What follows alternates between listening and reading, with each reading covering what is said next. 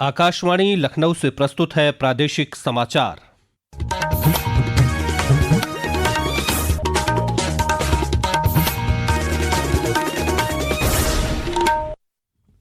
मुख्य समाचार। मुख्यमंत्री योगी आदित्यनाथ ने की विभिन्न विभागों की उच्च स्तरीय समीक्षा। आपसी समन्वय के साथ विकास कार्यों को गति देने के दिए निर्देश। पूर्व सांसद डॉक्टर रामविलास वेदांती को सरयू में वैदिक मंत्रोच्चार के बीच दी गई जल समाधि। मुख्यमंत्री ने कहा, आने वाली पीढ़ियों के लिए प्रेरणा है उनका जीवन। मथुरा में कई बसों के आपस में टकराने से लगी भीषण आग से 13 लोगों की मौत, करीब 70 लोग घायल। प्रधानमंत्री नरेंद्र मोदी और मुख्यमंत्री योगी आदित्यनाथ ने मृतकों को 2-2 लाख रुपए की अनुग्रह राशि देने का किया ऐलान। और प्रदेश के अधिकांश जिलों में घने कोहरे से जनजीवन प्रभावित। गौतम बुद्ध नगर और गाजियाबाद से गुजरने वाले एक्सप्रेसवे और राष्ट्रीय राजमार्गों पर घटाई गई वाहनों की अधिकतम गति सीमा।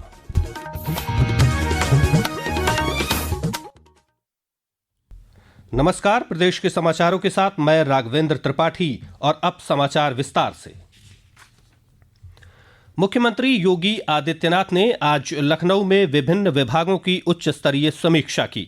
इस समीक्षा बैठक में उप मुख्यमंत्री ब्रजेश पाठक, केशव प्रसाद मौर्य और वित्त मंत्री सुरेश खन्ना समेत अन्य विभागों के मंत्री और अधिकारी उपस्थित रहे।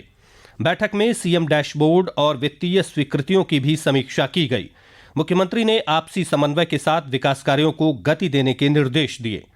बैठक से पहले उप मुख्यमंत्री ब्रजेश पाठक ने मीडिया से बातचीत में कहा कि सरकार प्रदेश के विकास के लिए प्रतिबद्धता के साथ काम कर रही है।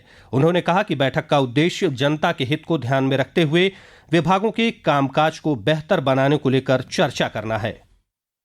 उत्तर प्रदेश के चतुर्मुखी विकास के लिए हमारी सरकार प्रतिबद्धता के साथ काम कर रही है। आज आप देखेंगे कि सभी विभागों के बारे में हम और तेजी के साथ कैसे बेहतर काम कर सकते हैं, जनता के हित और जनता के आकांक्षा के अनुरूप, उस दिशा में हम सब आज चर्चा करने वाले हैं। और प्रदेश पूरे राष्ट्र में नंबर 1 के विकसित राज्य के रूप में स्थापित हो रहा है। हमारी जीडीपी में बढ़ोतरी हो रही है। आज प्रदेश पूरे राष्ट्र के पैमाने पर, चाहे डेवलपमेंट हो, चाहे इंफ्रास्ट्रक्चर हो, चाहे लाइन आर्डर हो, औद्योगिक निवेश के मामले में भी प्रथम डेस्टिनेशन औद्योगिक घरानों के लिए साबित हो रहा है।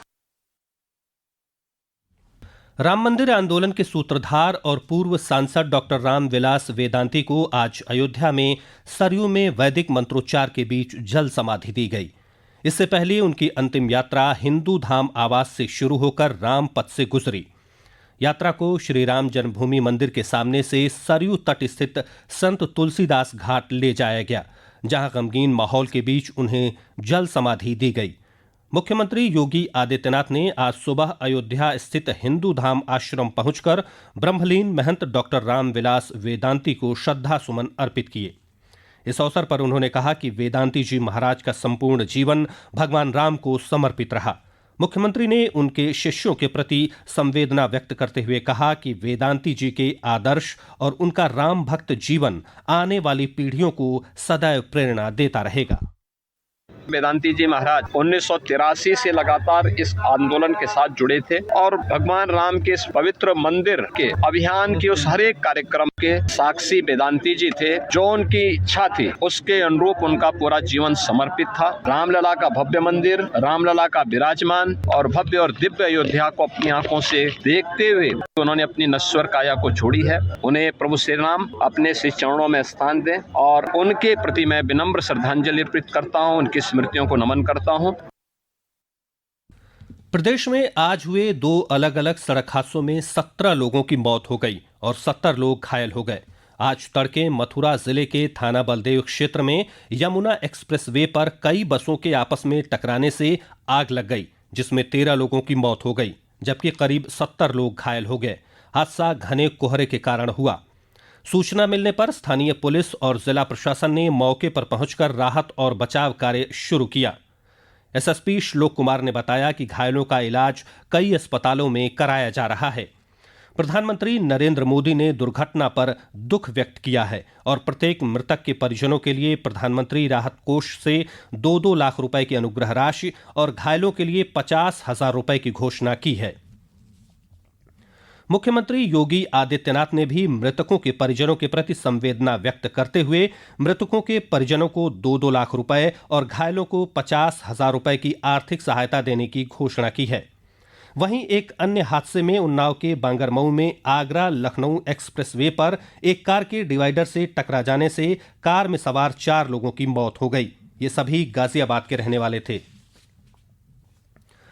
केंद्रीय कृषि मंत्री शिवराज सिंह चौहान ने आज लोकसभा में विकसित भारत रोजगार और आजीविका मिशन ग्रामीण विधेयक 2025 पेश किया।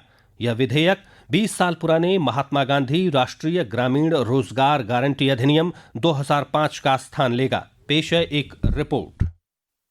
इस विधेयक का मकसद विकसित भारत 2047 के लक्ष्य के अनुरूप गांव का समग्र विकास करना है। गांव में हुए सामाजिक आर्थिक बदलावों को देखते हुए केंद्र सरकार विकसित भारत रोजगार और आजीविका मिशन ग्रामीण विधेयक 2025 लेकर आई है। नए विधेयक का उद्देश्य श्रमिकों को अधिक कार्य दिवसों की गारंटी, बेहतर मजदूरी और सुरक्षा प्रदान करना है। मनरेगा के तहत फिलहाल एक वित्त वर्ष में 100 दिन के काम की गारंटी दी जाती है। वहीं नए विधेयक में हर साल 125 दिन का रोजगार मिलेगा। इस नए विधेयक के माध्यम से ग्रामीण अर्थव्यवस्था को मजबूती मिलेगी और ग्रामीणों की आय में भी बढ़ोतरी होगी। दीपेंद्र कुमार, आकाशवाणी समाचार, दिल्ली। यह समाचार आप आकाशवाणी लखनऊ से सुन रहे हैं। ताजा समाचार जानने के लिए आप हमारी वेबसाइट newsonair.gov.in पर लॉगिन कर सकते हैं। इसके साथ ही आप प्रादेशिक समाचारों का ये बुलेटिन हमारे YouTube channel news on AIR Lucknow पर भी सुन सकते हैं।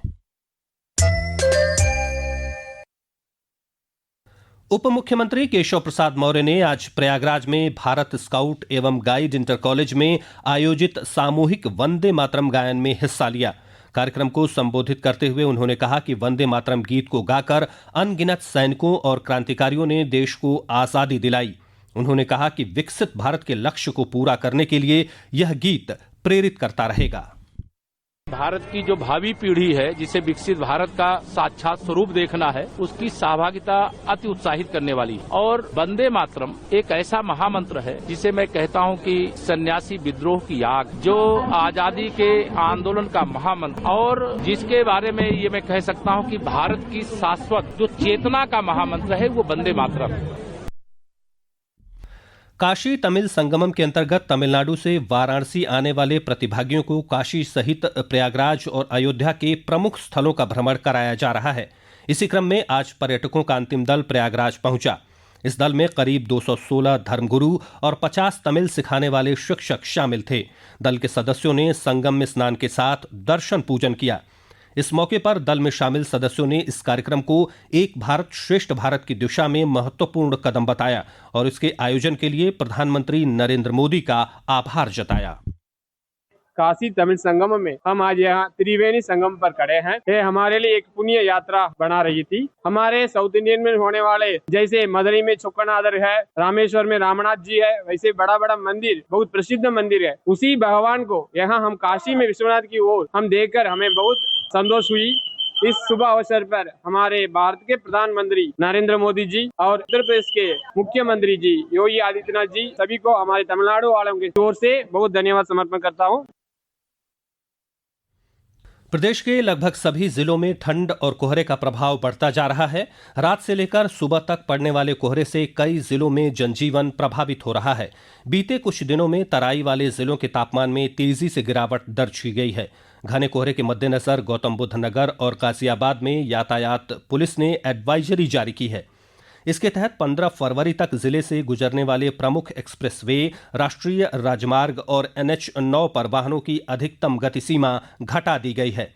ईस्टर्न पेरिफेरल एक्सप्रेसवे और दिल्ली मेरठ एक्सप्रेसवे पर भारी वाहनों के लिए अधिकतम रफ्तार 40 किलोमीटर प्रति घंटा और हल्के वाहनों के लिए 60 किलोमीटर प्रति घंटा निर्धारित की गई है। कई जिलों में ठंड को देखते हुए स्कूलों के समय में परिवर्तन किया गया है। मौसम विभाग ने अगले 24 घंटे के लिए घने कोहरे का येलो अलर्ट जारी किया है।